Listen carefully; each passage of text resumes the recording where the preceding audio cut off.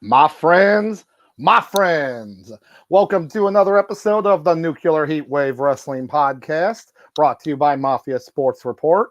I am, as always, Dr. Love, and with no introduction needed. I guess Sauce Bronson. Come on. Always, baby. So, yeah, we have a new year, and guess what? We're still the same guys talking about wrestling here in Michigan. Same, but you know what? It is a new year, isn't it? Yes, it is. And yes, it is. I thought it would work well, right? But already, a lot of stuff's already started to happen with this new year. And, of course, we're here to talk about it. But, first and foremost, I do want to just, give just the thoughts and prayers out for Bills player Damar Hamlin and the catastrophic incident that happened with him yesterday with the cardiac arrest. And our thoughts and prayers are out for you. I actually watched that live happen and almost immediately knew it was something cardiac because I've seen that happen for Detroit Red Wings player Yuri Fisher. Happened a few years ago. He was on the bench, just not even in play, and then just collapsed on the bench. The play just stopped. They didn't know what happened, and then the game was canceled. But I had a feeling it had something to do with his heart, and I'm just hoping that he. I'm just again thoughts and prayers out for him, for that kid. So yeah, I was sitting there watching the game live, just on my couch, and I looked like he made the tackle. He got up, and then he just fell, and I'm thinking like, did he get a concussion or something? And then he was just like his legs did not move. He was just like, because normally if a player is down, and I know, mind John, we'll get to wrestling in a minute, but his legs just laying there, like his legs was not moving, like the angle that they showed. I was like, yeah, something looks wrong. Like maybe he got a concussion or the wind knocked out at the same time. But yeah. Yeah, exactly. Because if you kind of looked at it real quick, it looked like he kind of got up and fell back down, but then you watched it. And it was, like you said, got up and then just collapsed. And that was the scary part watching it. Yeah. So. Yeah, but thoughts and prayers to the, as far as to his family. Shout out to everybody who did donate. You know about his donation, right? His yes, I do know about that. Yep. So it was originally supposed to be $2,500. Now they're up to like $4.5 million. Yep. That they raised for him. And guess who donated to him? Chris Jericho. Twice, because he misspelled his name the first time. Oh, you know what? Then there you go. I like it. He's like, you know what? We're gonna give more. There we go. Yep. Very generous. And then speaking of wrestling news too, outside of Chris Jericho, and I know we'll get some more stuff. Just WWE's own celebrity rapper Bad Bunny. Apparently, okay. So basically, what happened was, I guess some fan was had a phone in his face and just bothered him. So he took the phone and just threw it in, just tossed it into like the river, ocean, whatever. Just tossed it. Make sure I read this verbatim. Yeah, tossing it into a body of water in Dominican Republic because they was just like, I guess she was bothered. Yeah, and wrestling fans, especially wrestling fans. Well, especially yeah.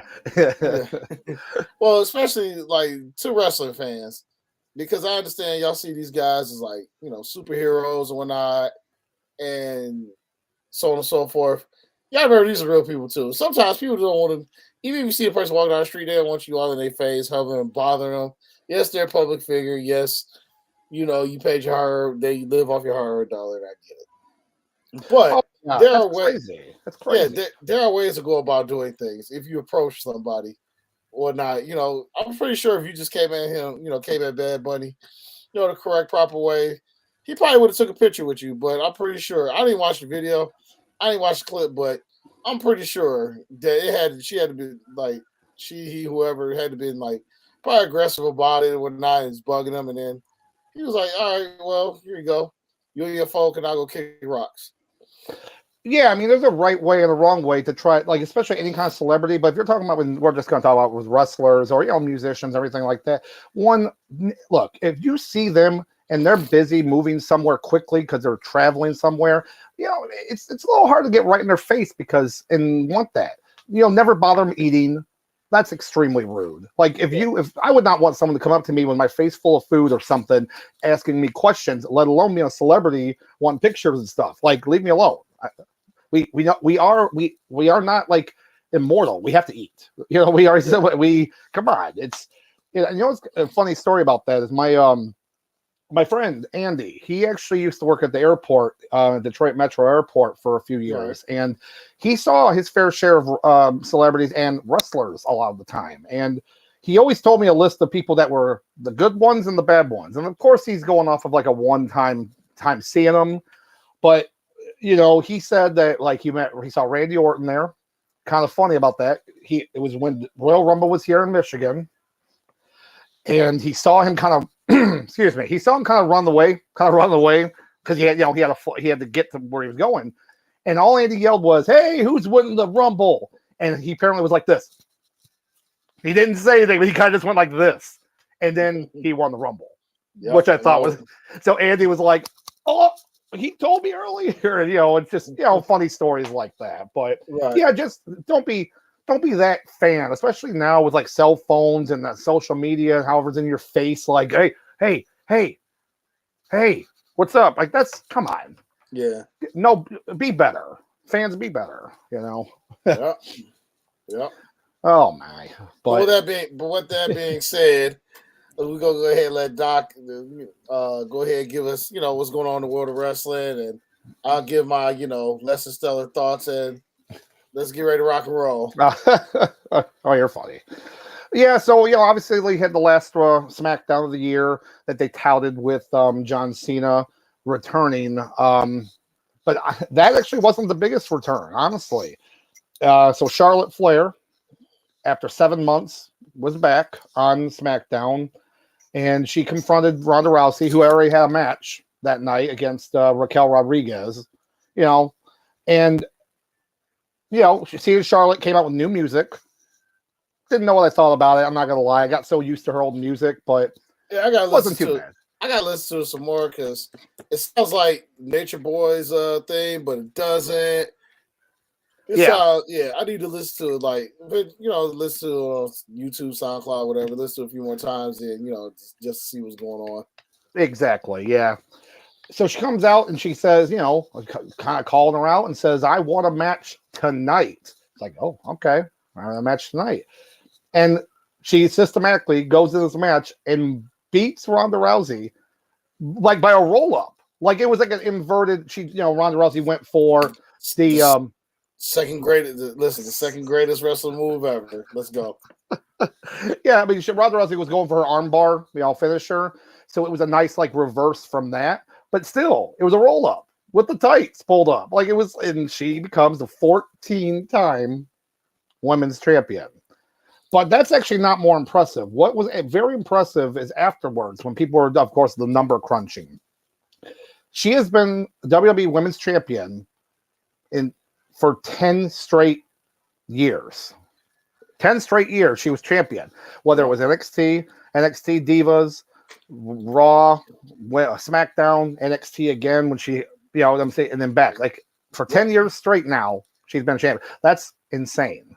That's insane to think about that. I think the only person who's done that is what, Cena? I mean, in the modern era, probably in the modern, yeah. It's, I mean, but I know we need what's his name, Kornacki from that's who we need to have do this analysis. He's great at that, man.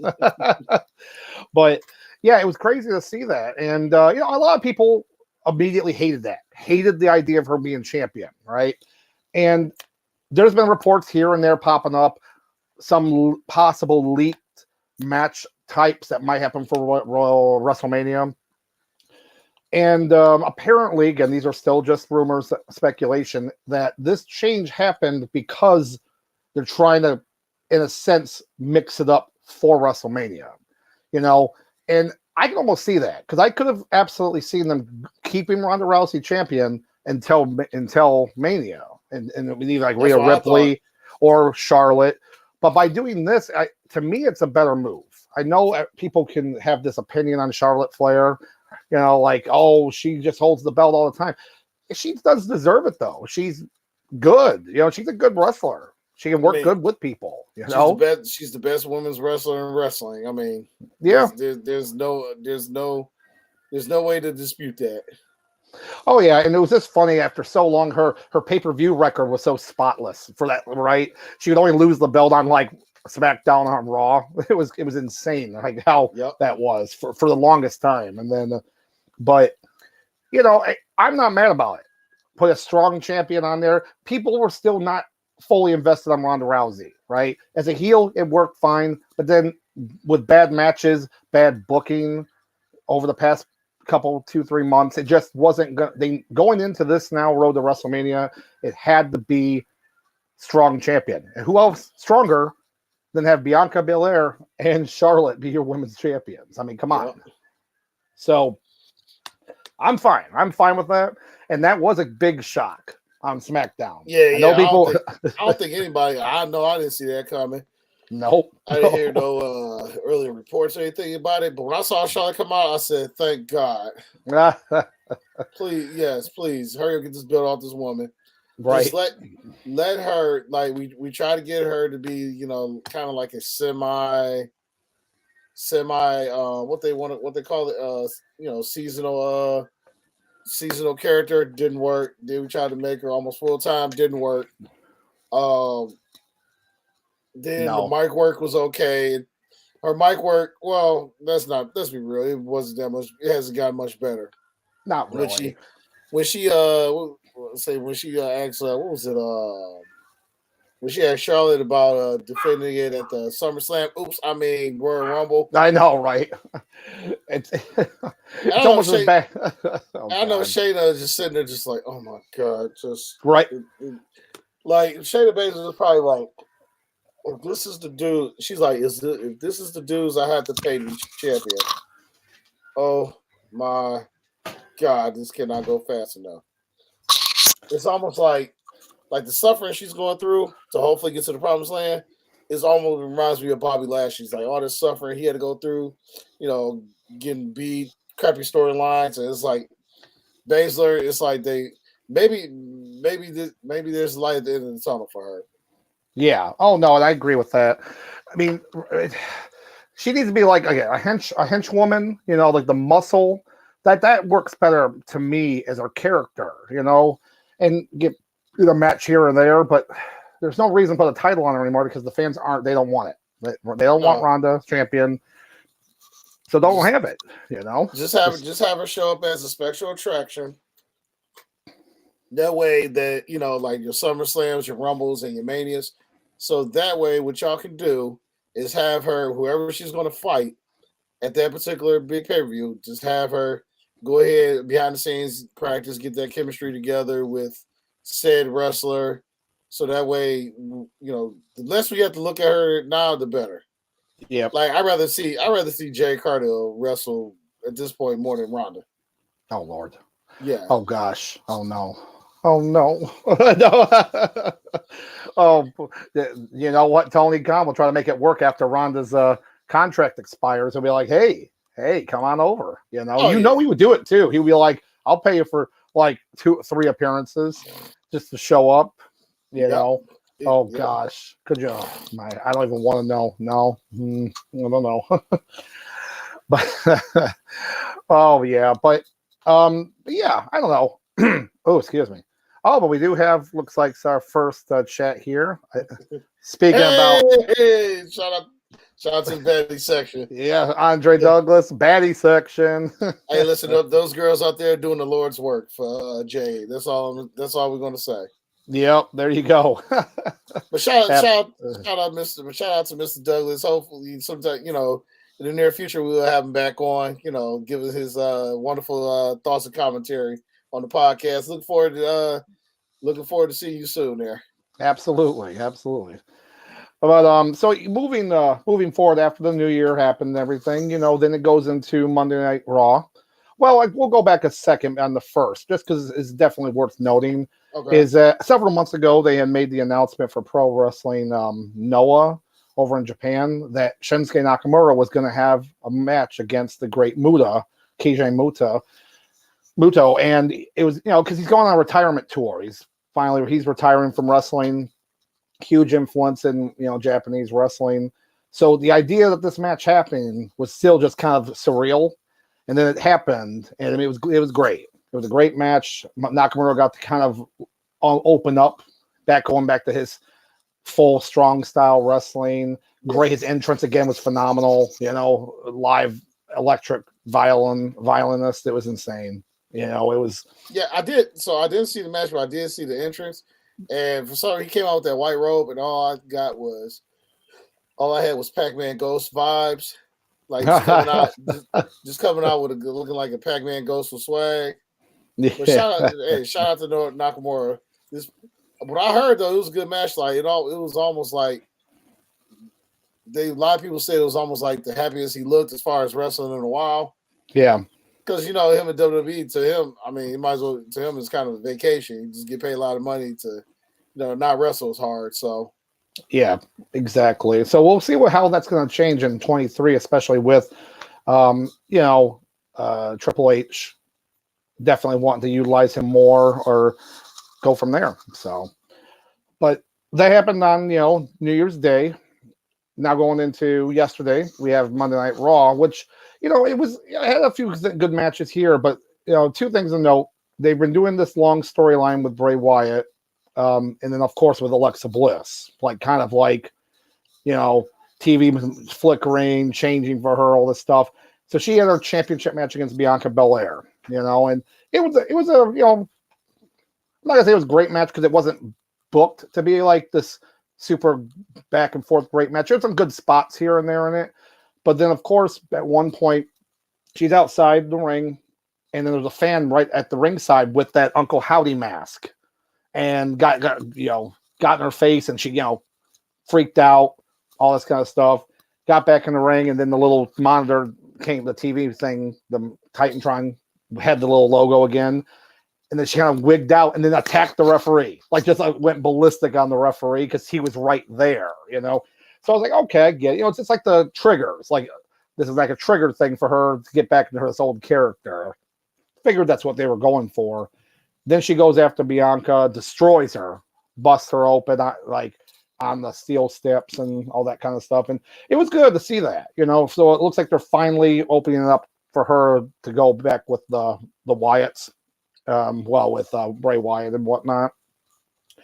And we'll probably see more of that at the Pitch Black match at Royal Rumble with Bray Wyatt and LA Knight. Because I saw that on Instagram. It was sponsored by WWE. I guess it was through WWE NJPW Network.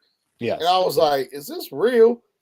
Because I mean, at this point, I just want to see Bray Wyatt wrestle. I mean, we had 2 months of just pure sexual tension between, LA Knight and Bray Wyatt. At this point, I'm just ready ready for these two men to have a match, and let's just move on. Yeah.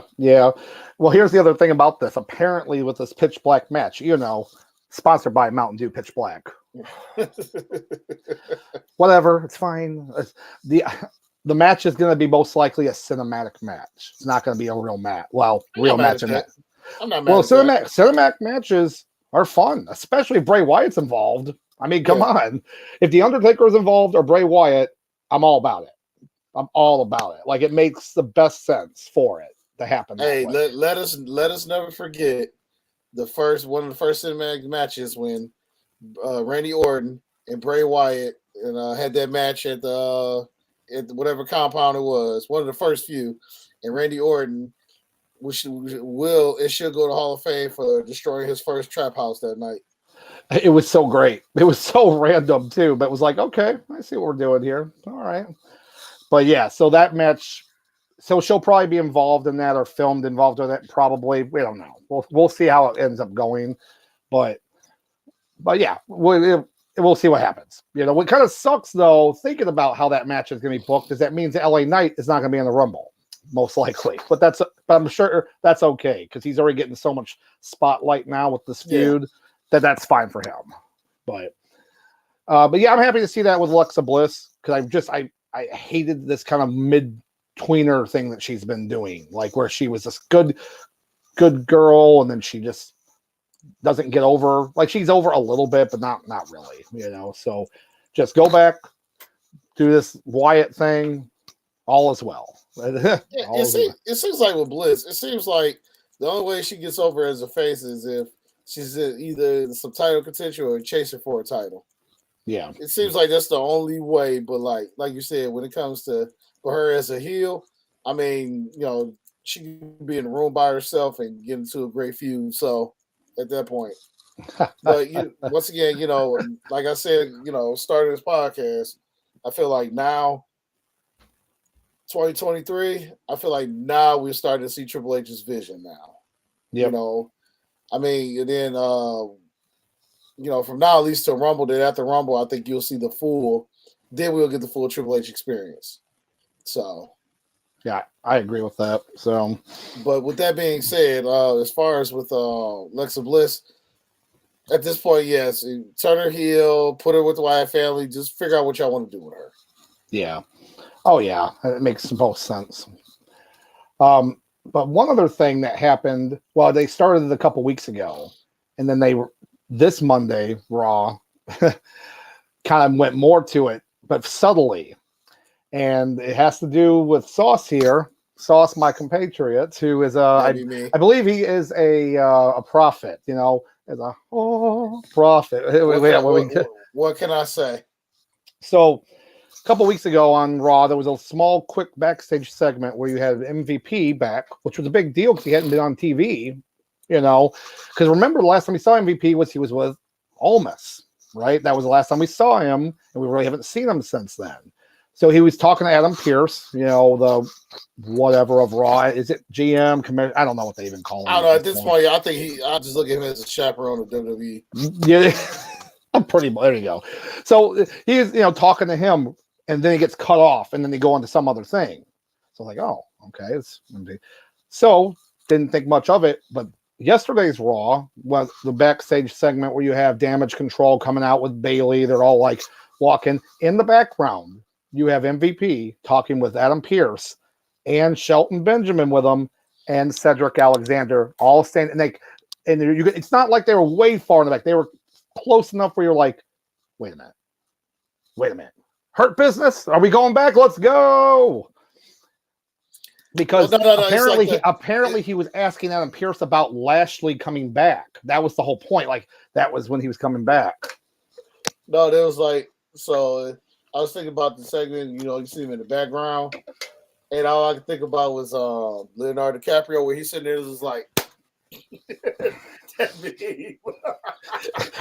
enhance. Oh, Lord. Well, once again, the wheels are setting in motion. They had to figure out how to turn Bobby heel again. So what better way to have Bobby come out? Yep. And get the belt off of him, make him bitter about it, and then have them two have a match. Now, granted, the match they had sucked because these two guys are capable of much more. So hopefully we get the rematch at least at Rumble. Yes, the third match. I want to see that for sure. And then all of a sudden we get Papa MVP back. I say with the boys, and the band's all here together again. Yeah, there exactly. That looks like we have another. Go ahead. I know you get. And I called this like 3 months ago. Oh yeah, Sauce definitely called this. I remember we talked about it. Let's go. I'm a wrestling prophet, and I just want y'all to understand this. That's all. But I got you, man. So we got Andre here again with us. You think WWE is going the AEW route with all these factions? Bray Wyatt, Bliss and Howdy, Hit Row, Judgment Day, OC, Bloodline, Brutes and McIntyre, Legado, Del Fantasma, Damage Control, and Hurt Business. Well, it's funny you mention that because AEW has so many factions. They've now it's a little bit died down, but you're right. At one point, everybody was part of some kind of faction. And as we talked about last week, I believe, I think they're doing a good job putting the tag division now. Yeah. I think that the tag team titles, once Usos aren't champions, it's going to be really nice to have a bunch of tag teams that could win. Like you're already naming people like Hit Row. They're the fodder. They're the fodder. They're not winning titles, but they're going to be people that will fight for the titles. The Judgment Day, you got 2 people out of that could win. The OC, 2 people. I'm saying the Brutes, definitely the Brutes. I want the Brawling Brutes probably to win for sure. I could see that happening, and so on. But factions are good. They are good. But when you do like AEW and just throw any randos in the group, but don't have any explanation why they're in this group, and it gets it was I don't know. I wasn't a fan. And some groups can get too big. Some groups can get like NWO Black and White, like 99 too big, and where they just were like, "Hey, who's in the group? Hey, what's up? I'm here." It's like, who are you? Yeah, I got the shirt. Oh, he's in. Let's go. Like it was just everybody was in the NWO at that time, and I liked NWO, but that's why they had to break it up into the Wolfpack. Because if you didn't, it was like we took over the entire show. And I'm not saying that something like that's going to happen, but no, having small groups, 3 to 5 people. That's it. I only like 5 most of the time, but I think to answer Andre's question, I think for the most part they are going to AEW route, but they're doing it with a purpose. Like they're just not fitting all these people together. Like AEW, you'll see Death Triangle come out, and all of a sudden Orange Cassidy's out there with him. Like, well, why is he there? Or you see, the Acclaim, they come out, but you see Dan Housen, you walk with him like, why is he there? Yeah, or what is he doing there? Comes out with them for no reason because they're like, well, Hook's popular. It's like, I don't care. He doesn't. No, get out of here. Get out of here. But to answer this question, I think they are. They're just doing it. They're just doing it better. Yeah, yeah. I mean, and you got some of these factions are long-lasting type things. I will say with AEW, since you brought it up, with AEW, I'm shocked that the Jericho Appreciation Society has lasted as long as it has. I really have. It's Well, because with the Appreciation Society, obviously you got the honcho, which is Jericho. Then of course you have now the ROH Claudio. Well, no, not Claudio, but the ROH pure champion. I can't think of his name. Garcia right now. Daniel Garcia. Well, I thought Wheeler Yuta won the title. Yeah, I'm sorry. Yeah, Yuta won. I'm sorry. But I know you mean Daniel Garcia's in it. Jack Hager too, right? I think he's in that group. Yeah. But everybody in that group, they all know their role, their position. At this point, you know who's who as far as what their purpose is in that particular group. Versus like the first time they did it, when he had his first faction AEW, like it was just kind of thrown together. It was just there and whatnot, but you just wanted to root for it. Mm-hmm. But now with the Jericho Appreciation Society, everybody has, just like the Bloodline, everybody has their role. Like Roman is honcho, the Usos they're the tag team guys. Sami Zayn is there for basically it's kind of like for the comic relief and just kind of to glue the whole stuff together. Sokola is he's the muscle. So it's like, the same thing with Appreciation Society where you have Hager as the muscle, Jericho as honcho. You have Garcia's kind of like the Randy Orton over there where they're just trying to boost up. Because at this point, there's no reason for Guevara to be in that group because you have Garcia instead, and then you got the basically the comic relief. I'm sorry, I can't remember their names right now. That's okay. That's okay. You know? But Doc over here knows what I'm talking about. As far as the other two guys, they're just there as like basic comic relief and whatnot. So, but yeah, that's why I would appreciate society. Everybody there, they have their basically their role. Yeah, so that's what makes it work. And there you go. And again, the purpose, it works. So we shall see how it works into 23 with these different groups and factions, and go from there. And you know what? Also, they sell. It sells merch. They love groups because they can sell a lot of merch that way. And I know it sounds like a trivial thing, but people love shirts with the groups on them, and stuff like that. So, Bloodline shirts are selling insane. Bullet Club shirts from New Japan, like any group like that. The Acclaimed shirts selling out insane like there. So, but that's I'm sorry, 2.0. That's what let's say Matt Menard and Angelo Parker. My gosh. Yep. So all those guys, sports entertainment, Sports entertainment. Those two almost are kind of like the Patterson and Briscoes in that group. That's what they remind me of right now. That's actually funny. But yeah, I know this is kind of a long answer to Andre's question, but yeah, as far as WWE, definitely like you mentioned, Doc, they definitely know, they there's more thought out. Yeah. I like it. So, but I would basically the idea of the Hurt Business coming back. It does nothing but help everyone involved. Everybody involved, it's going to help out. So please stop. Don't tease it and then not give it to us. Please, make sure that happens. Please. We beg you. The only thing now with the Hurt Business, instead of them all wearing suits, that was kind of cool for like 5 minutes. I just want them all to come out wearing, jogging pants and t-shirts. Like that would just beyond pimp. That's all. Yeah. Basically, they just. I can see that. I can see something like that. Like they all just woke up out of bed with the t-shirt and jogging pants on, ready to kick some ass. I'm here for it. Like they about to give Saturday morning ass whoopings. I'm here for it. Then the Hit Row comes out and says, "Hey, we're gonna beat your ass," and they're like, "Shut up, sit down." Okay, sorry. Speaking of Hurt Business, he asks it's a good question. Do you add Omos to the Hurt Business? Yeah. What do you think, Sauce? Well, see, us as wrestling fans, we're supposed to only remember what happened 3 months ago, unless WWE tells us to remember further. Yep. Actually, putting Omos in there, it wouldn't hurt it because now you have like the muscle in that group. Obviously, Bobby beat Honcho, Shelton Benjamin and Alexander. Now you got them as like the tag team guys. Then Omos, make Omos, the muscle. And it's basically one doesn't hurt the other as far as position or stepping on each other's toes.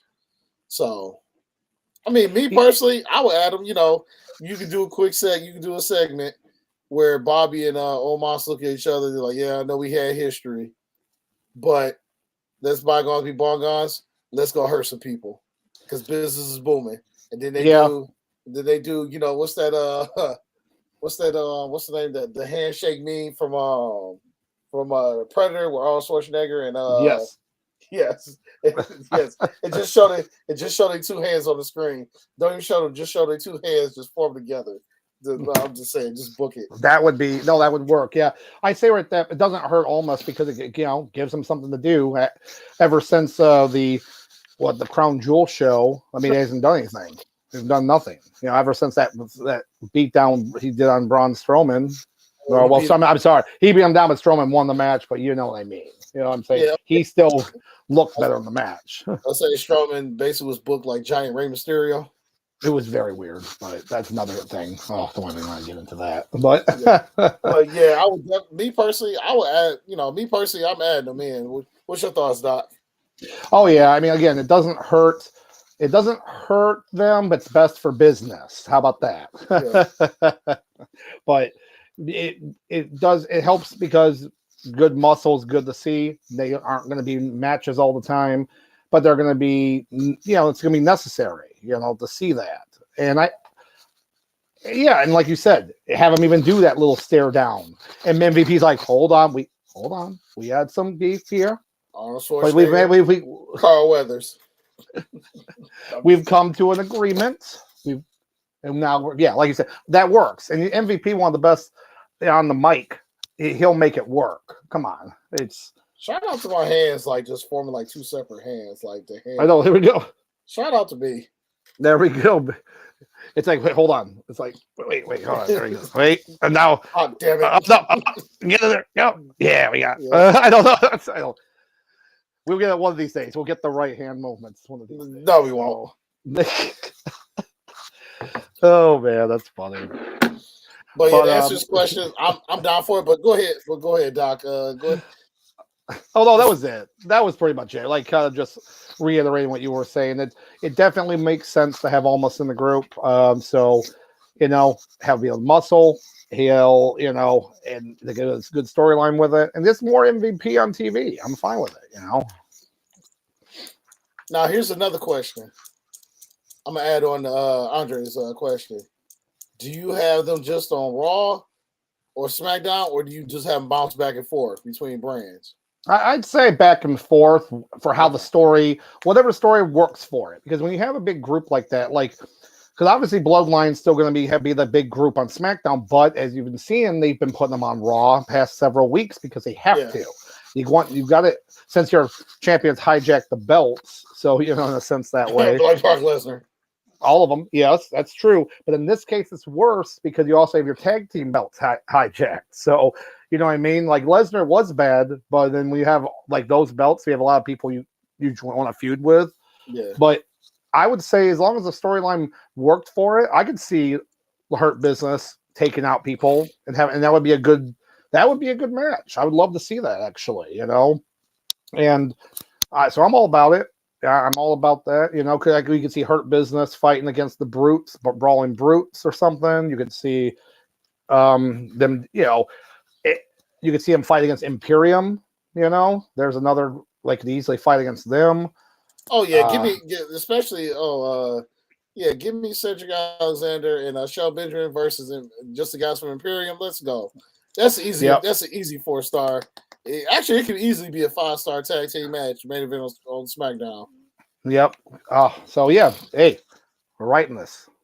We're right. Papa H, I'm giving you gold. Okay. We're doing the hands the whole time. Yep. There we go. That's our new thing. We got it now. That's our new thing. Oh, that's fun. That's fun. But yeah, so Raw was pretty good. It was not like there was a couple other good matches there. A pretty solid match with Austin Theory versus Seth Rollins. Looked kind of a scary spot there for him, but he's not injured. However, what does suck is during another house show, AJ Styles has broke his ankle.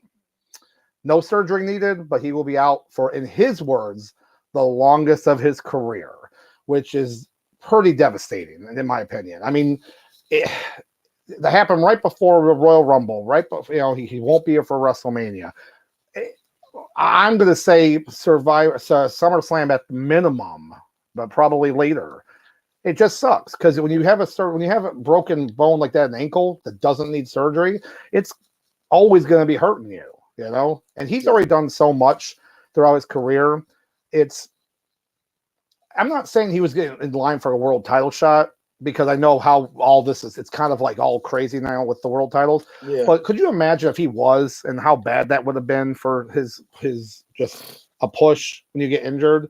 So I guess, with the OC coming back and, Mia Yim joining them, it does kind of suck because some people work without one person in the group.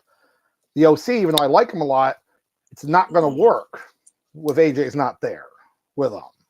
And it's not like AJ can be on TV too. Like if AJ broke a bone of his arm, I'd be like, cool, cast, I need you back on TV, right? I need you back on TV to be like our guy, So there is one way they could do it. If you say put him in a wheelchair, no. You like Kurt Angle, baby. Kurt Angle wheelchair. Oh God. Like Kurt Angle. Yeah, hey. I'm just saying. Hey, I'm gonna give you points. Who is the wrestler that pushed him around in the wheelchair? I know who it is, but Luther Reigns. Yeah, Luther Reigns. Okay, you got it. Luther friggin' Reigns. Another. That was kind of a crappy stable that he had. Like they at that point. I mean, me as a diehard Kurt Angle fan, even I knew they had no idea what to do with him. Oh my gosh! Yeah, that was like the worst Kurt Angle, the worst. He was like GM too. It was just terrible. It was. Oh gosh! But yes, I thought about no wheelchair, bad sauce. No wheelchair. But yeah, I hope they still stay on TV. But what's good is that they have been allowing and still are allowing them to wrestle overseas with New Japan, which we it's actually a pretty nice segue for that, because tonight, as in I'll give him the floor. Yes. Oh, there's stuff you'll be able to talk about here too. But I'm just saying, Sauce. But tonight at 3:00 in the morning, well, like technically it's like 1:30 for the pre-show, is Wrestle Kingdom 17, which is basically New Japan's Wrestlemania. And with the time difference and everything, that's the show will be then. And we are actually watching that show tonight. And it's got a big card, 10 matches on it, not counting the 2 pre-show, whatever those are. But excuse me, there's a lot on here. And what's cool. Go ahead. I was gonna say before we get started, shout out to one of our Downriver Dudley friends who's hosting tonight. For obvious reasons, because I have pure common sense. We're not going to say the Dudley name, his Dudley name, but shout out to you for letting us letting us be able to host tonight. Shout out to you. Yes, exactly. Yes, I was going to do it, but then circumstances came up to where I couldn't. But thank you for our Dudley brethren to help with this. So, but just since we were talking about the OC, I'll talk about the fact that Carl Anderson from the OC is the current never openweight champion, and he is actually defending the title against Tama Tonga from the faction of the Bullet Club there, because there's a lot of different factions, and this has been building for a few months. When he signed with WWE, he was their current neverweight champion, and he was supposed to fight Hikilo on the same day as Clash at the Castle. New Japan said, "Hey, we're vacating the title," and then they didn't. So it was like, "Oh, so you're going to allow that to happen?" And even 3 weeks ago, there was another New Japan tag team tournament thing, and both Carl Anderson and Luke Gallows were there for that and wrestled. So it's really good seeing that there's that working relationship that they kind of had before with New Japan seems to be working. And that's Triple H. That's definitely Triple H sitting there talking with them going, "Look, this will happen. We have no issue with that. It's good for both of us." So I'm excited to see this. I'm very excited to see it see Carl Anderson, because again, they always shine the most in New Japan, when it came down to them, when they were there before, when they were the tag team champions, and the Bullet Club and so forth. So it's really going to be cool seeing that. It really is. So my hats off to me, and hats off to be able to watch it. And then you get to see this off. So I know you don't watch as much of New Japan, but to be seeing some of these familiar faces, it's going to be kind of a cool sight to see. So, oh yeah. I just want to see some good wrestling while I'm going to be hopped up on Monster energy drinks for 4 hours. I can't wait. It's like, here we go. Got a beer in the hand. Bam, whole energy drink. Oh yeah, beer, energy drink. This 39-year-old body is about to be put through the ringer tonight, and I can't wait.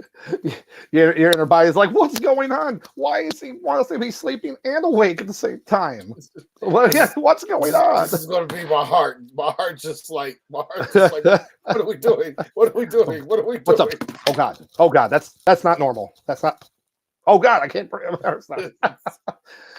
But so yeah, moving forward through the show, there's just a few of them like that. Some of the people you might not know as much about, but there's Antonio Inoki, as we mentioned, he had passed away, and he was basically founder of New Japan Pro Wrestling. So they're actually doing a 6-man tag team match, a memorial match for him. So I thought that was kind of cool, where you have you got legendary Yuji Nagata, Satoshi Kojima, and Togi Makabe versus Tatsumi Fujinami, Minoru Suzuki, and Tiger Mask. So you already know you got some hard-hitting guys here with Suzuki. I kind of know. I kind of know Tiger Mask. And Tiger Mask too, for sure. So that's gonna be a hard-hitting affair right there. And it's cool seeing Yuji Nagata again, veteran. So it's really nice seeing that they did that for the specific match for Antonio Inoki. And I'm not sure if there's gonna be like a trophy or something. They should. That'd be cool to see something like what they did with the Andre the Giant memorial thing that they don't care about anymore, where you had like the trophy. But it would be, how it is. They don't care about it. But if they did something like that, but like a smaller scaled trophy for Antonio Inoki, I think that would be really cool. I thought that would be a really cool thing for them, but we shall see. Yeah, I'm kind of familiar with Tiger Mask only because there's been action figures of him. And anybody knows me, I'm a big action figure guy. Yeah. And basically, it was like the inspiration for King from Tekken, with that, as far as with that character from Tekken, the inspiration for Tiger Mask. And then I also learned that with Tiger Mask, it's not always, it has been the same guy for a while now. I guess it gets passed on to the next guy, which is always thought kind of cool, because technically in the Tekken series, they did the same thing with like the original King, I think from like Tekken 1, 2, and 3. It got passed on to the next guy who's been the King. Where we're going into Tekken 8 now. And this particular King that's in Tekken 8, I believe it's been the same King since Tekken 4. So I believe so. I believe so, actually. Yeah, but it's just something I brought up. But I mean, not to get too far, not to get too sidetracked. I always thought it was cool, like how you could pass it down on a gimmick like that. I mean, obviously in American culture, I don't think it would ever work because people are too stuck on nostalgia. Because like I always had me and Buddy Miles always had an idea, like the Undertaker name, how it would be cool if you could pass that gimmick on to the next guy. But, yeah, and I totally get what you're saying there, but you're right. America's way too stubborn to take anything new or different. The closest thing we would ever get to that was Doink the Clown, in my opinion. Yeah. The Doink, and then you'd see random like Doink the Clowns at like independent shows, and you're like, that's not the original Doink. It wasn't, because it was so easy to like fake that, Yeah. As long as you could like wrestle a little and you were the same kind of body style, then anybody could be Doink, Because in my reality, I always like in my, I spent a lot of time, at work daydreaming or whatnot. So just thinking about stuff. And I always thought it'd be cool to pass down the Undertaker mantle. Like, how cool would me personally, how cool would it have been to see Batista take on that moniker? Yeah. Yeah, or just someone. Yeah, I get what you're saying. Like someone else could take that moniker. I mean, look, you see it a lot in pop culture. I mean, look at all the look at comic books. Look at heroes that have there's different versions of them through the comics. I mean, and so if that can happen in wrestling, it should definitely happen. And again, in Mexican culture, it's usually based off like you have family line, legacy line. Yeah. And Japan, you have, like you said, you have the different masks or the character, and it gets passed down. But here in America, they're like, no, we don't like that. And it's like, fine, whatever. But like I said, for us, for American culture, we're way too stuck on nostalgia, so it would never work here. No, and I'll tell you one other line that I do like, that it is, especially if you are a wrestling fan and you watch a lot of different wrestling. One line that is like a family is the Anderson family. So obviously most people know Arn Anderson, but you have like Ole Anderson, we have Arn Anderson, then you have C.W. Anderson from ECW, right? Yeah. And then of course Carl Anderson. Now here's the thing: none of them are related. They're not related, but they all have the Anderson line because they all give devastating spine busters. They all use similar tactics in an Anderson line. So I know it's not really talked about much because they were never like a group, like all those guys. But to me, that's like the line, the kind of like passed down line that, at that point, like I want to be an Anderson, but this is I got to at least be able to do a devastating spine buster and go from there, But that's closest we're going to get. Right. And now Doink the Clown, he's passed away, the original Doink. So at this point, they have to be like a different Doink the second. Like, here we go. I'm a new clown. No, just bring Dink back. Dink. Oh my gosh, we get Dink. The only problem is they probably will. They probably will, actually. But but for us not to get too sidetracked, this is something I always thought about when it comes to every time when I hear when it comes like Tiger Mask, that's usually the first thing I think about. Yeah. Oh yeah, no, that's a good idea. I like it. So, you know what? Now that I think about it, Tony Khan would probably do something like that. I could see him doing something like that just to get some more publicity, with some character he's able to do it for. But hey, who knows? Knowing Papa Khan, he might give us another Eddie Kingston, something we didn't ask for. Oh, looks like we got another on here from CBM. Hi, what's going on? Yes, yep. Gene Anderson, Lars Anderson as well. Yep. That I always forget about them, but yep. Thank you, because one person I've learned the Anderson line from is CBM for sure. And trust me, Carl Anderson, but CW Anderson, come on, we got that. So, but yeah. And then yes, and the happiest man on earth, Ole. Yep, I definitely brought up Ole because he is some bitch. That's all I gotta say. Oh man.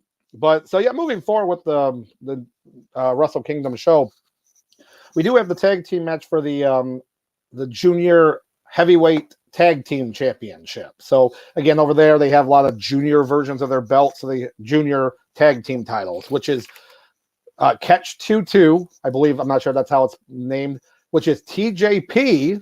Yes, that TJP and Francisco Akira versus Lio, which is literally Lio Rush and Yo. So remember, Lio Rush is the guy that said, I'm retiring like 7 times. Yeah, dude retires like every year. So he is now wrestling for these, going for these belts. I'm like, Leo, what's going on? I read this. I'm like, what? Come on. I thought you were the man of the hour. Come on, you man of the hour, the Moth. Let's go. It's going to be a little high-flying match. It's good to see TJP, though. Seeing his stuff in Impact Wrestling was always nice. And then when he went to NXT for the Cruiserweight division, it was cool seeing that, too. He deserved to be there. But I don't know. I just, it's going to be a little – they love their junior division. New Japan has always been about that. That's why back in the days of old WCW – they worked with them on that cruiserweight division so much. They had such a great cruiserweight division because they would have people from New Japan come there and they would wrestle and stuff like that. So they still are light years ahead when it comes to like that pushing that smaller division. And we're not going to count WCW's last year when they had the cruiserweight tag team titles and only 2 different champions because they had it for a month. So we're not going to count that. But they. It's gonna be a good match. It's gonna be more funny just watching Lio Rush and just be like making fun of him the whole time. I don't know, but yeah. So I was gonna ask. So Sauce, any thoughts on this? And Lio Rush, you're one of your most talked about wrestlers. Yeah, let's just rush. We could just rush past this match. Oh, wait a minute. I like it. I like what you did there. So wait, was that a bell? Yes, it was a bell. Hey, yeah. Let's go. I told you we're doing the pun bell. If I catch it, boom, pun bell. So let's go. So yeah, we definitely are gonna push right past through this one. So, but it should be, like I said, it should be a little high flying match. It depends on how long they're gonna have that go compared to other matches, but we'll see. The next match on here that I'm just kind of going down, I'm excited for a lot. and it's the newly crowned women's belt for IWGP, which is basically kind of like with Stardom and IW in New Japan have their new women's belt for the first time ever. And Kairi Sane, or it's always like Kairi there, is facing Tam Nakano for the belt. And it's going to be good to see that because, again, women's wrestling in New Japan is a sight to see. It is. It's a good sight to see right there. And, you know, you're going to see Kairi Sane be utilized in a way that WWE never wanted to. You know, McMahon was never, Triple H was going to try to, but McMahon was never going to allow her to wrestle the way she should have been able to wrestle. So I'm excited to see this. And along with this, because this high-profile women's match on this show, the rumors, as everyone's been kind of hearing and rumbling about, Miss Mercedes Varnado, former Sasha Banks, is supposedly there in Tokyo as we speak, apparently. Now, whether she shows up during this match, you know, you would see it. The match ends, and then she shows up like after, like, I don't know, like, hey, what does it mean? Something like that, set up for another show or the second night of Wrestle Kingdom, which is in a couple weeks. I'm not sure. I just think it would work well, but I'm just curious. I just don't want to take away from her belt there, but this is their WrestleMania, so they might pull out all stops at that point. Right. But yeah, I'm excited to see it. I'm excited to see what they have for us. If it's going to be like a good strong style, if it's going to be a little more wrestling mat technician type. Because there's been two rumors that apparently Sasha is no longer, I guess she's no longer in her WWE contract now. And apparently the rumor has that Naomi's there too. Yeah, I did. I read that as well, which is a little shocking to me because I only just thought that she'd go back to WWE because of, you know, with her husband. But, you know, if they made like a deal for both of them or something, I could see that. I could see it maybe happening, but yeah. Oh, all right. Sorry. You good over there? You good over there, bud? Yeah. Yep. There you go. Yeah. But yeah, I mean, you know, wouldn't hurt to add a couple more people on, you know, kind of fill out that women's roster over there. Because granted, how many? Because they only do so many events a year. So, you know, I think it's safe to say you have about what 3 good no, I'm sorry, you have about what 10 people on your women's roster. Yeah. You know. Yeah, exactly. So I could see something like that happening, you know, putting more people there, star power. I mean, literally. I mean, people are going to talk about it. It's definitely, if that shows up tonight when we watch, it's going to be all over all the wrestling pages. I mean, you know, so regardless of what she does, she can stand there and be like, so, oh my God, what just happened? Mercedes Monet or whatever she's going to go by. Yeah, it'd be really exciting. I mean, just the fact, just to see her somewhere else. I mean, she's built herself. I mean, she's built herself up as a household name long ago. Mm-hmm. So at this point, you know, it'd be cool to see her in another promotion. You know, have Sasha go over there and run Japan. Have Mandy Rose, you know, run Impact or AEW, and there we go. There you go. Yeah, exactly. So.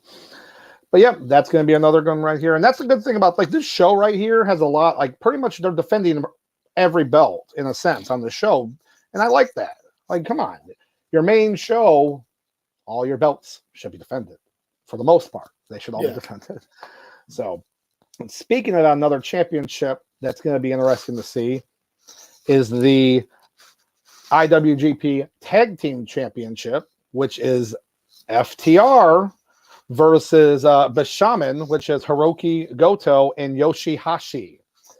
So FTR has not had a good couple of months, have they? Or month. They have not had a good month. You know, these are guys that had 3 different tag team championships: Ring of Honor, the AAA, and then the New Japan belts. And they've lost both of those, the other belts, in a week, like a week and a half. It's like, so what's going to happen now? And I know this. It hasn't been good for the top guys. Top guys is not. It's been bottom blue guys. Great matches though, and those losses. Great matches. But a lot of rumors speculating that, are they going back to WWE or something like that? I don't believe it. No, I don't believe that at all. I bet they were more open to it with Triple H there, but they are kind of guys that need to be doing this independent stuff, working around the different groups. Agree. Like that's why I don't think they're going to sign any kind of big long-term deal. Like show up to Impact, fight your tag team titles, champions there. Don't have to beat them, but put on some good matches there, then leave. You pop back up in MLW, go to GCW for a show. Just to get crazy, right? But show up in there and do some kind of crazy match there. It would be cool to see that with them, and they might do that. So, but this match should be good because, again, top guys put on top matches. It's the way it is. It's the way it is. Though I'm not going to lie, when I was reading the matches for this, because when I saw the names, it was like Hiroki Goto and Yoshihashi. I swear I thought it said Yoshitatsu. You remember, or I think wasn't that his name, that jobber that was in WWE for a little bit? And I read it as that going, wait, is that the same guy? What? It's not the same. What? And it was just so funny because I was like, wait a minute, that guy was, I remember him, and that's not the same guy. That's not the same guy. But so there's a good chance that FTR is not walking away as champions. That they're gonna buy. You know what I'm saying? And also, it'd also be good to even if they give up the belts. I mean, have them take some time off. They might go do some single stuff for a minute. They might not necessarily do independent stuff as a tag team. They might do a little bit singles here, a little singles there. Then usually come back. Yeah, I gotcha. Yeah, so I'm excited. I'm excited to see that. Like, again, there's a lot of good matches on here just on paper, and just gotta wait and see, And going forward with other matches that I'm excited to see. I'm not necessarily excited for the belt because I've already mentioned this before in the previous podcast, but we have the tournament final for the inaugural IWGP television championship. Okay, so they have this new, basically because they have the New Japan World kind of subscription and they have their own kind of channel for that. They said, let's make a belt for that. The ugliest looking belt I've ever seen in my entire life, and I'm a belt guy. Belt guy. Okay, it's terrible. Look it up. I don't even, some people can pop it up here. Like, I can't do that. Here, I don't have a piece of paper to pop it up here or something. It just looks terrible. It's like a rectangle on some ugly brown strap. Brown strap on this does look good sometimes on older belts. No, this looks like crap. And even, I don't know. So they had a tournament for this, right? And the whole point of the television title were quick, high-paced matches, no longer than 15 minutes, because they really adhere to that in New Japan. It's kind of like how AEW started doing that, like the whole time limit thing, really adhering to it. It's more of like a Mexican, New Japan style of all these matches are 15 minutes, 30 minutes, hour. That's it. That we will time out. You will, and all these matches for the television title were supposed to be quick. Younger wrestlers, blah, blah, blah, all this stuff.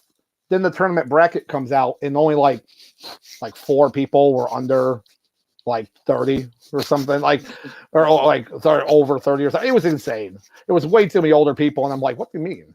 But they got it right with the finals here. They got Zack Sabre Jr. versus Ren Narita. And, I've always liked Zack Sabre Jr. Always liked that kid.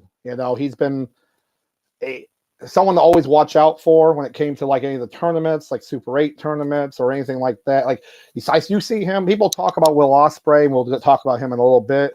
You'll talk about young American Dragon, Daniel Bryan. You'll talk about just a lot of these other people like that. And I've always liked this kid for that, and it's going to be nice to see they're giving him a push here. If Ren won too, he deserved it. But Zack Sabre, in my opinion, has to win this match, and I really hope to see that. Except he's going to have to carry around a really ugly belt. But Yes, I'm just aggressive. I'm aggressive about how much I hate the belt. You know, and give him the 24/7 belt looked better than this belt. I said it and I meant it. Okay, I said it. I was gonna keep pointing, I guess. But with all seriousness, I'm happy to see that this tournament final is on the show and that they're given a chance for a new belt, a new lineage there in New Japan. So, and how much they do push their television shows and their online TV and their stuff like that, it will definitely get defended. It's definitely going to be something that gets defended, and that's all that matters. If you get a belt and just kind of hold on to it and you're not defending it, which is always a pet peeve of mine in WWE, in AEW too, it's like, defend the belts. Like, you know, Thunder Rosa, when she was women's champion, she was on TV like twice, you know, for like 3 months. She never defended the belt, you know, and that was before she got hurt, before she got injured. So, yeah, I don't know. Excited to see that. Excited to see what's going to happen there and we get a better, closer look at that ugly belt and make fun of it some more. But I guess I'm telling you how I really feel about it, huh? But yeah. So, but other than that, I think Zack Sabre, it's going to be nice to see that. Because there's a lot of different people, younger people on the roster that once this is done with, can get thrown into that, like, kind of like that branch of group of wrestlers that would wrestle for it. Because New Japan, again, has so many different belts, including their heavyweight belts, the junior heavyweight, the stuff, and then they also have like the never open weight, which I mentioned earlier. Yeah, Carl Anderson's like the never open weight champion. So in a sense, it's like no weight class. It's kind of like a catch-all belt. And it's hard to akin it to like an intercontinental or like something of that nature, but because they had an intercontinental belt, that's why it gets confusing. But they have like 6-man tag team belts. They have those as well. So they have a lot of belts, but they have a lot of wrestlers that come in and wrestle. Excuse me. So I'm all about it. But I'm trying to think what else I had here. Sauce, what do you think? Listen, I'm letting you steer the ship right now. I'm just here. I had a feeling. I know. So let me, so we'll move forward a little bit here. It looks like we have, let's see, I'm pretty sure. Oh yeah. So we have the 6-man tag team match, which involves Keiji Muto, which we already mentioned earlier, wrestling against Nakamura at Pro Wrestling Noah on the 1st. Well, this was going to be his last New Japan Pro Wrestling match, which was nice to see that, because he's kind of going on this little tour thing where he's doing all these, and it's going to be nice to see it. It's going to be nice to see. So it's going to be Muto and Hiroshi Tanahashi and Shota Umino versus Naito, Tetsuya Naito, Sanada, and Bushi. And it's going to be nice seeing that too, because you got people like Tanahashi, like this, literally, he's like the Cena of New Japan Pro Wrestling. Right. He really is. Like, this guy right here was always just your top guy, baby face, always got over and everything. He really was. And it's going to be nice to see, well, you got a lot of veterans here, got a good group there. Which it's hard for me to pronounce it, but Los Gobernales, I believe it's pronounced. Or it could be wrong. I don't know. But that's their big group, like other group they have there in New Japan. And, you know, seeing Tetsuya Naito, you know, we got doing his little. But yeah, all of this is just going to be a nice legacy match for the Great Muta. You know, it really is. So I'm excited to see that, and I'll just for the fact that, you know, he lost this match against Nakamura, but he's not losing this match. He's not losing this match, right? Because so bank on that. But let's see what we got here. Oh, okay. Sorry, as I'm looking at my paper here. So then it moves into our junior heavyweight championship, which it looks like it's a fatal four-way match between Taiji Ishimori, El Desperado, Hiromu Takahashi, and then Master Wato. And again, that's for the WGP. junior heavyweight championship, which again is a big deal. You know, here you would look at it that people would immediately like, so you mean like a cruiserweight belt? It's like, no, it would be like saying you're the world champion of like that lower weight class, but I would never say it's like the cruiserweight belt. It's that like that's way more prestigious there in like New Japan. Right. And again, that's how it is all over the world except for the United States. You know, Mexico, AAA and CMLL, they treat their, you know, their lower class, like lower weight class wrestlers with more, you know, the belt with more prestige. But here it's like they look at it and it's like, yeah, cruiserweight belt.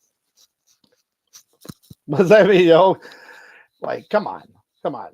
So it's nice to see that. I'm not really familiar with a couple of these guys here, but I am familiar with Ishimori and Takahashi. So, and I know they can put on some good matches. I'm just curious if it is going to go by fatal four-way rules, where it's first pinfall wins. Okay. I'm pretty sure it is, but we'll have to wait and see. Not sure if it's like elimination style or anything like that. But you're going to see some good stuff here, Sauce. I know you don't usually like to see the New Japan stuff, but you're going to see some good matches here. It's going to be nice to see that. So. Listen, a young wrestler lad such as myself is looking forward to it. I like it. So now you move into the last two. Oh, lights kind of flickered here. I thought the Undertaker was here or something. I don't know. Did I scare you? Bray Wyatt? Did I just... All right. We think we're okay. We're okay. Don't worry. If Bray Wyatt show up, he's not gonna wrestle you for at least 2 months. So. I see what you did there. He shows up behind me, hits me with Sister Abigail. I'm like out. You're like, so. I'm like, well, guys, that's it for today's podcast. Oh gosh, oh Lord. Not gonna lie. Now I kind of want to do it for like a Halloween episode. I have someone like on the ground here, and they get up and they hit me, bring me back down, and you're like, "What just happened?" But, anyways, so moving on with our last couple matches, and these are obviously the ones that are more people that don't watch as much New Japan are going to be definitely more invested in, and that is the IWGP United States Championship, Will Ospreay versus Kenny Omega. So, you know, Kenny Omega. And we've already said, there's already been so much said about these guys that you can't say much more. You're talking about guys that have already had multiple 5-star, numerous 6-star matches, stuff like that. And they're going to put on a showcase. They really are, you know. And ever since they introduced the United States Championship to New Japan, it's kind of like a benchmark to kind of bridge the coming over to the United States to do more stuff here, shows here and stuff. They've done a good job of really pushing that belt. Like John Moxley had it. Randomly, Juice Robinson had it for a bit, but when he went over to New Japan, it was good for him, you know, as opposed to being here. You know, it's CJ Parker, I believe, is what he was here. I'm pretty positive. You know, so they've been really pushing every champion that United States champion. But yeah, Will Ospreay, again, this is a guy that watching any of his matches, you can already tell it's gonna be a showcase. It's gonna be a showcase, and you know, Kenny Omega, as long as Omega is healthy too, you know, I want him 100% healthy, and hopefully he is for this match. You know, and because he's a guy that's gonna work through injury. If he's injured, he's gonna work through it. You know, I was almost positive when he wrestled his match at All Out that he wasn't 100% healthy for that. The Elite versus the Death Triangle. Yeah. I was almost positive because I was like, he's not 100% healthy. You know, he had a bad injury. Well, that's what was the perfect idea for him to do, you know, go to the trios, because that way it's like he only has to do 1/3 of the work. Yeah, exactly. You know, so that way 1/3 of the work and 2/3 recovering. So, all right, yep. Not getting too much of the Steiner math on that, but at least it's way easier for him to put down that match. But I think he's fine now, and they're gonna put on a showcase. You know, it's gonna, and I'm curious. I think Kenny Omega might win the match. I think I could see them. It really well. Okay, two things. It depends on if the AEW and New Japan working relationship is okay, or if it's like falling apart. Because if it's still working okay, he could win the belt, show up on AEW with the belt, to kind of do a cross promotion type thing. I'm not, because I would love to see that. That would be great for both. Like if he had won the belt, and then they have one, their show Revolution's coming up in March. I believe that's their first show, the actual pay-per-view for AEW. Then have Will Ospreay show up and say, I want my rematch at Revolution. I'm going to come here. Since you keep showing off the belt to everyone here. I could just see it if they can make it work, but then Ospreay would have to win that and then go back because he's there. He's at New Japan. He loves New Japan. He's not leaving New Japan. But he would do that for that belt there. You don't have to make a whole a Forbidden Door 2. You could just make that as a one-off to get more people to watch, buy your pay-per-view. So, oh yeah. But no, it's gonna be good. I'm excited to see it. I'm excited to see. And that's gonna be an hour time limit. So expect it fully to go at least 45 minutes. Not even a question. That's going to go 45 minutes at least. So, and then we move on to the main event. Again, we have Kazuchika Okada versus Switchblade Jay White. What's this, like 10 matches? We were at 10 matches? There are 10 matches on the show. There's 2 like pre-show matches, it's like a little battle royal type thing, and then another match. But yes, on the card, they have 10 matches, yes. So it's not like AEW would have had like 17 matches or whatever they had. It was insane. Right. But so you have Jay White versus Kazuchika Okada. And again, Okada, great guy, the Rainmaker, great wrestler. But it's getting a little tiresome because I know you don't watch as much. But this is going to be like his 8th main event or something at Wrestle Kingdom. Like it's stupid amount, like 8th or 9th main event. And it's like, okay, we get it, okay. And Jay White's been a good champion, but if like Okada won the belt again, another stupid redesign of belt guy here we're talking about, but we're not going to get into all that. That's a whole nother episode. We're going to talk about belts. That's a whole nother thing. That'll be like a 4-hour podcast. Sauce is going to sit here like eventually what? I'm just go. Yep. But yeah, it's Okada has proven again. He puts great matches on, and there's not much else to say about him. But that's also kind of the problem. Like when you've done all that, you need to have someone else get in the spotlight. Put someone else in the main event here. But because they don't really have a whole big schedule like how WWE does. This is their WrestleMania. It makes sense to have one of your bigger guys there. Yeah. It's just, and they've been doing a good promos too with Jay White. Like they don't hold stuff back. A lot of times it seems like shoots, and it is, I believe, partially where they're scripted, but they're also kind of shoot interviews, shoot like promos with them, and they have been back and forth at each other for this whole promo, this entire like feud. And the one thing that made me laugh the most was that apparently it was Okada's idea that when they had the New Japan belt, then they had the Intercontinental belt, that he said, well, no, let's merge the belts. We don't need an Intercontinental belt. So they merged them to then make the new world title that they have now. That's ugly. That's gross. And I always thought that was funny that, of course, he would want that because he doesn't want an Intercontinental belt. That, let's see who's had that. Oh, Nakamura.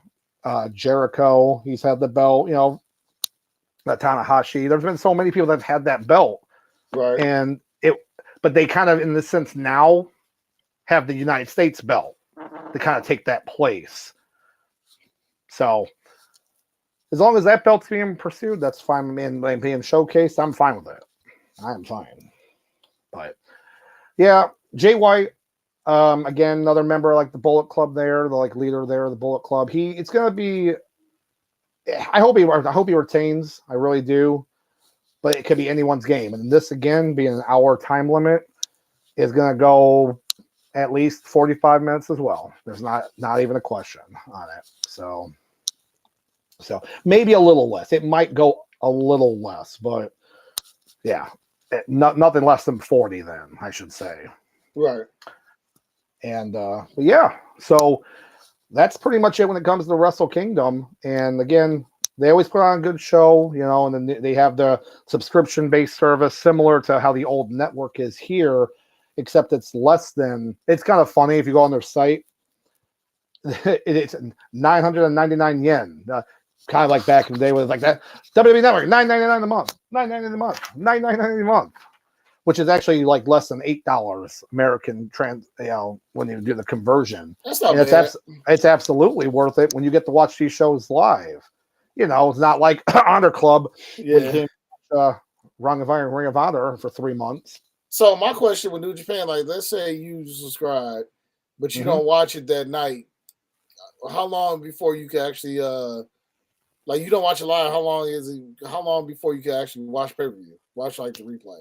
It's a good question. I'm not sure. I'm not sure if it goes on like right the next day or if it goes on like really soon. I'm pretty sure it goes on there really soon after, because when I watched an older show, which was Omega versus Okada in his first match, I remember we rewatched it.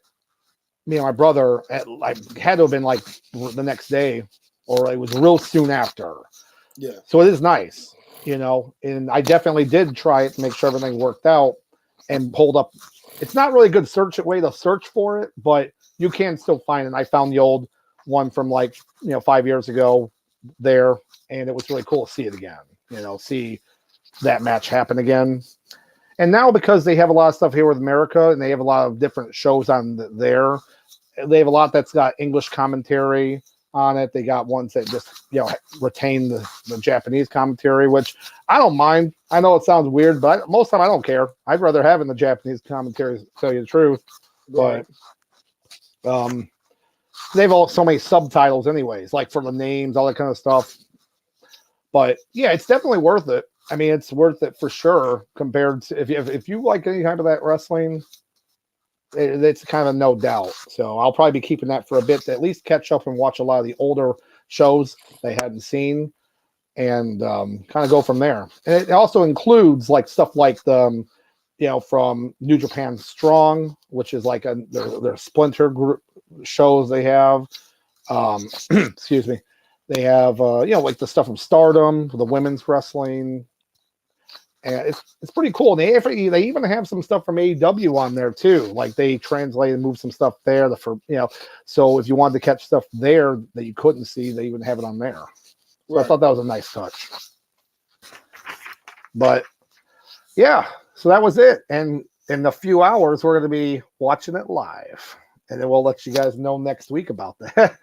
So are you going to take a nap before? Take a nap? You know what? Who knows? I might take a nap, I might not. We'll see what happens, But all I will say is this. Let me tell you right now. I'll say what this. So we do have myself, Sauce Bronson is going. A few of our other Dudley, Downriver Dudley brethren are going. And last time I checked, it was like, at least 6 people, 7, maybe 7 people going.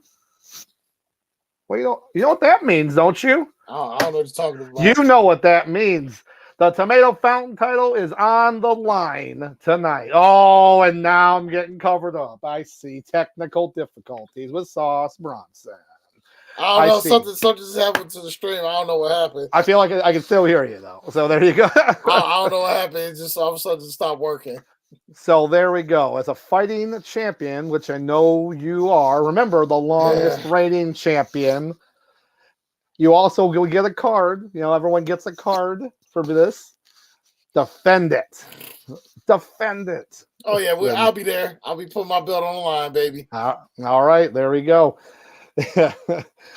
But so with that being said, obviously every week we have our our heat of the week.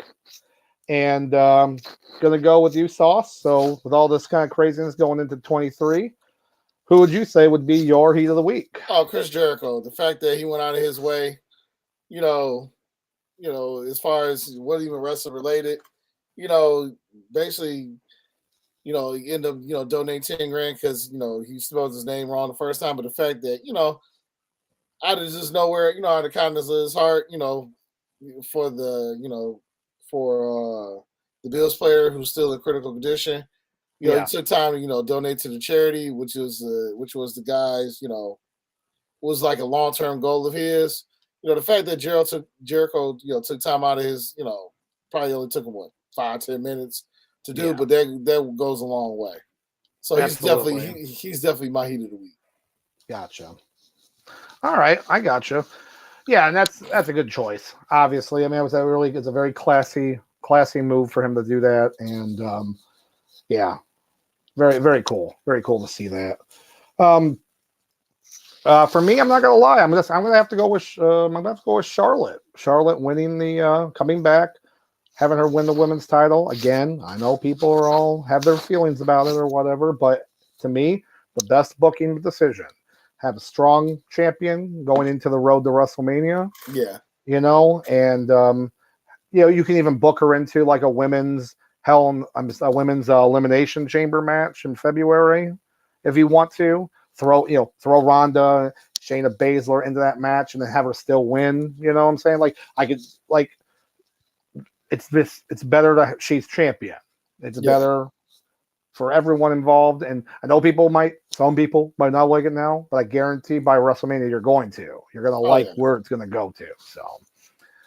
So that's for sure on that. But yeah, so you know what? This is only the start of 2023. We got a lot more to go. And like I said, I've got my drinks. I've got some caffeine. You got some alcohol, some caffeine. It's gonna be a wild, crazy night. What can I say? Oh yeah. But yeah, unless you have anything else though, Sauce. I think we're pretty good because like I said, we do. It's well, whether you're gonna get a nap in or not, I'm not sure. At this point, I doubt it. I'm definitely gonna shower. Yeah. But I'm gonna go shower, but I might sneak in an hour. Who knows? All right. So I gotcha. But all right, man. Well, again, thank you for everyone listening and watching us. BS about wrestling. Again, we're just some wrestling boys there in Michigan. Like talking with you guys, like shooting it, and love all the comments and stuff. Thank you all the time for Andre and then CBM, of course. Always love hearing from you guys. And yeah, like I said, catch us next week. We'll definitely be talking about wrestling related stuff and of course stuff that happened with Wrestle Kingdom. And yeah, as always, Dr. Love and Sauce Bronson. That'd be me. And to the Hamlin family, we got you, in our thoughts and prayers. And hopefully you pull through. We wish you nothing but the best, for you and your family for 2023. And on that note, y'all be safe and y'all be good. Yes.